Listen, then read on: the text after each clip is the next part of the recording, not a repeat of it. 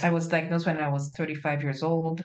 I was pregnant at the time. Imagine being diagnosed with stage 3 breast cancer while pregnant. For many Black and Indigenous women, this situation is even more dire due to significant healthcare disparities. According to the Canadian Cancer Society, Black women in Canada are 40% more likely to die from breast cancer than white women. Indigenous women also face later diagnosis with a higher risk of fatal outcomes. Black women are also underscreened for breast cancer and often receive less aggressive treatment, worsening their chances of survival. The screening tool that was being utilized, which is a mammogram, has been shown to not really be effective for women of color because majority of women of color tend to have dense breasts, so tend to have more fibrous tissue.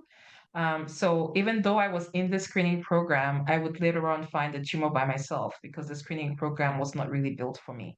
It's stories like that from women of color being misdiagnosed, not provided with information that is pertinent to them, and in many situations feeling unheard that sparked the idea to create a nonprofit called Black Women's Institute for Health. The goal of the organization is really to provide the support that Black women need, Black women and girls, to provide education. So, how do you navigate the healthcare system?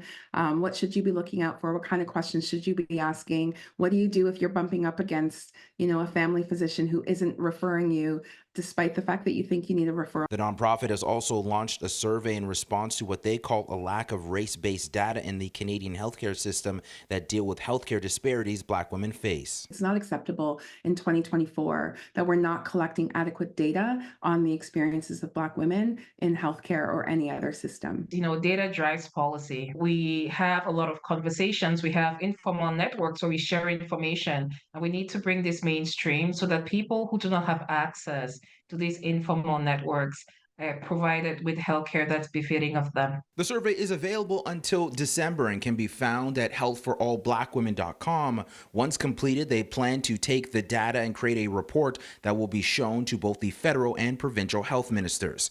In Toronto, I'm Brandon Rowe for City News.